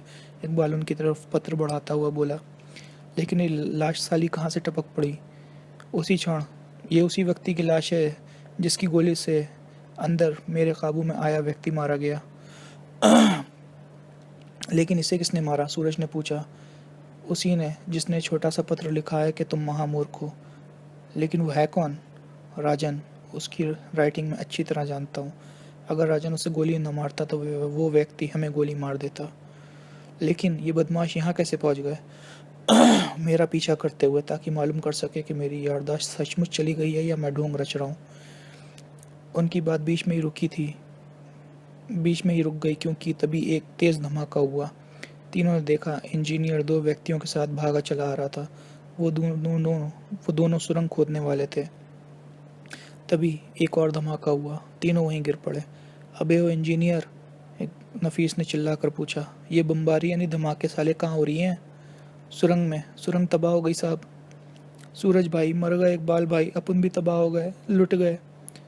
तभी वो लोग दोबारा चौंके। गोदाम में उन्हें आग के शोले उठते दिखाई दिए। सूरज व इकबाल सोच रहे थे कि अपराधी नफीस भाई को क्यों तबाह करने पर तुला है, और लगभग काफ़ी हद तक वो उन्हें तबाह भी कर चुका था। भूतों की दुनिया पार्ट 16। शोभा व राजन इस समय रहस्यमयी गुफा के पास मौजूद थे। धमाकों की आवाज़ के साथ उन्होंने कैंप की तरफ से आग के शोले उठते देखे। राजन, शोभा बोली, नफीस भाई के कैंप में भयंकर घटना घटी है। उधर जो होता है होने दो, तुम इधर ध्यान दो। तभी वो दोनों चौंके। कुछ कदमों की आवाज़ें सुनाई दे रही थीं। कोई भूत वाली गुफा की तरफ बढ़ रहा था। फिर उन्हें दयाल दिखाई दिया, जो गुफा में प्रविष्ट हो रहा था। राजन ने शोभा को बाहर ही रहने का इशारा किया और खुद उसके पीछे अंदर प्रविष्ट हो गया। दयाल टॉर्च की रोशनी में आगे बढ़ता जा रहा था। तभी दो उल्लू पंख फड़फड़ाते और गले से भयंकर आवाज़ें निकालते हुए प्रकट हुए। भयभीत होने की बजाय दयाल ने कंठ से कुछ आवाज़ें निकालना शुरू कर दी। दोनों उल्लुओं ने दयाल की चारों तरफ एक चक्कर लगाया और अंधेरे में गायब हो गए। फिर काफ़ी अंदर जाने के बाद उसने एक जगह कोई पत्थर दबाया। बगल में एक छोटी सी खिड़की के आकार की जगह उत्पन्न हो गई। उसके अंदर रोशनी हो रही थी। अंदर से पूछा गया, कौन हो तुम? दयाल, काम हो गया? हाँ नफीस भाई, नफीस के कैंप में आग लगा दी गई है, सुरंग को तबाह कर दिया गया है। और कैदी? कैदी सूरज व नफीस के साथ बच गया है, लेकिन नफीस अब यहाँ नहीं रुकेगा। वो बुरी तरह भयभीत है, कल तक अवश्य भाग जाएगा। अंदर से कहा गया, बॉस तुमसे बहुत खुश हैं दयाल। अगर नफीस कल तक ना भागा तो भूत आबादी पर हमला कर देंगे। तब वो लोग खुद ही नफीस को उठाकर यहाँ से बाहर फेंक देंगे। मेरा मेहनताना खिड़की से एक हाथ बाहर निकला और उसे नोटों का बंडल देने के बाद पूछा, तुम्हारा पीछा तो नहीं किया गया? नहीं। तो ठीक है, सावधानी के साथ यहाँ से बाहर निकल जाओ। दयाल ने नोटों की गड्डी थामी और बाहर निकल गया। जैसे ही वो बाहर निकला, शोभा ने पीछे से उसके सिर पर रिवॉल्वर का कुंदा दे मारा और वो एक कहरा के साथ वहीं ढेर हो गया। राजन पास आ गया। शोभा ने पूछा, अब क्या करना है? काफ़ी रहस्य मालूम हो गए। कल तक मुख्य अपराधी के हाथ हथकड़ी लग जाएगी। तुम दयाल को ले जाओ, मैं सुरंग में जा रहा हूँ। शोभा ने विरोध नहीं किया और दयाल को उठाकर कंधे पर लाद लिया। सवेरे वहाँ के कलेक्टर दीपक कुमार के साथ डीएसपी व कुछ पुलिस वाले कैंप में पहुंच गए। वहां से 4 लाशें प्राप्त हुईं। जांच के बाद कलेक्टर दीपक ने आदेश दिया, मिस्टर नफीस, सूरज व इकबाल को गिरफ्तार कर लीजिए। यहाँ की गड़बड़ में मुझे इन्हीं लोगों का हाथ लग रहा है। तीनों चाहकर भी विरोध नहीं कर सके और उन्हें हथकड़ियाँ लगा दी गई। नफीस भाई, इकबाल रुआसे स्वर में बोला, क्या तुम भी कुछ नहीं कर सकते? नहीं, लेकिन आप चिंता मत करिए। कुछ घंटे जेल की ठंडी हवा खाने के बाद हम बाहर आकर गरम गरम समोसे खाएंगे। लानत है तुम पर और तुम्हारे समोसों पर। सूरज मुस्कुरा दिया। राजन ने डीएसपी पर अपना भेद खोल दिया और फिर उसे वहाँ होने वाली सारी घटनाओं से अवगत कराने के बाद सुरंग का रहस्य भी बता दिया। सुनकर डीएसपी का मुंह खुला का खुला रह गया। यानी इस इलाके में इतना बड़ा प्रचंड रचा जा रहा है, मुझे खबर भी नहीं। जब इतने बड़े बड़े अपराधी होंगे और वो भी कानून के रक्षक तो आप क्या कर सकते हैं? तो चलकर अपराधी को गिरफ्तार कर लें, प्रमाण सहित गिरफ्तार करिएगा, लेकिन इस समय 8-10 सिपाहियों को तैयार कर लीजिए, राजन ने मुस्कुराते हुए कहा। भूतों की दुनिया पार्ट 17। इंजीनियर दिनेश भाटिया व दयाल दोनों कोठी के फाटक से अंदर प्रविष्ट हो गए। चौकीदार ने उन्हें देखते ही कहा, साहब आप लोग का इंतजार कर रहे हैं, चाहिए। दोनों कुछ क्षण के बाद एक कमरे में प्रविष्ट हुए। सामने सोफे पर कलेक्टर दीपक कुमार व ठाकुर प्रताप सिंह बैठे थे। कलेक्टर दीपक ने पूछा, क्यों आए हो यहाँ? पुलिस को हम पर शक हो गया है। कैंप में हम दोनों ने ही आग लगाई थी, भाटिया बोला। मजदूरों को गायब करने में भी मेरा ही हाथ है, तो हम क्या करें? यह सब हमने आप दोनों के कहने पर करा था, इसलिए अब आपको हमें बचाना चाहिए, दयाल बोला। हमने ये काम के लिए तुमको काफ़ी धन भी तो दिया है, अब भाग जाओ यहाँ से। आप एहसान फरामोशी कर रहे हैं कलेक्टर साहब, भाटिया बोला। जिस जगह मकान बनाने का नफीस खान ने ठेका लिया है वहाँ तांबे की खाने हैं। सुरंग के भूतों का चक्कर भी आपने इसीलिए चलाया था कि नफीस डर के मारे ठेका छोड़कर भाग जाए और फिर आप अपने बड़े भाई ठाकुर प्रताप सिंह को वहाँ का ठेका दिलवा दें, ताकि ठेके की आड़ में वो ज़मीन से तांबा निकाल कर आप लोग करोड़पति बन जाएं। आपने हमें भी उसमें पार्टनर बनाने का वादा किया था। तुम्हारे जैसे लफंगे हमारे पार्टनर नहीं बन सकते। ज़मीन से निकलने वाले तांबे के सिर्फ 2 ही पार्टनर होंगे, ठाकुर प्रताप सिंह और कलेक्टर दीपक कुमार। भूतों का चक्कर हमने ऐसा चलाया है कि नफीस खान को यहाँ से भागना ही पड़ेगा। अगर आप हमसे धोखा करेंगे तो हम चीख चीख कर अदालत में कहेंगे कि असली अपराधी आप दोनों ही हैं। प्रमाण है हमारे पास। वो लड़का इकबाल भी आज़ाद है जिसने ठाकुर साहब की कैद में यारदाश्त खोने का अभिनय किया था। आप दोनों फांसी से नहीं बचेंगे। उत्तर में दोनों ने जेब से रिवॉल्वर निकाले, उन पर फायर कर दिए। गोली उनके सीने में लगी, लेकिन वो खड़े रहे। इसी समय दरवाज़ा खुला और फायर हुआ। प्रताप व दीपक के हाथ से रिवॉल्वर छूट गए। पुलिस धड़धड़ाती हुई अंदर प्रविष्ट हुई और दोनों को दबोच लिया।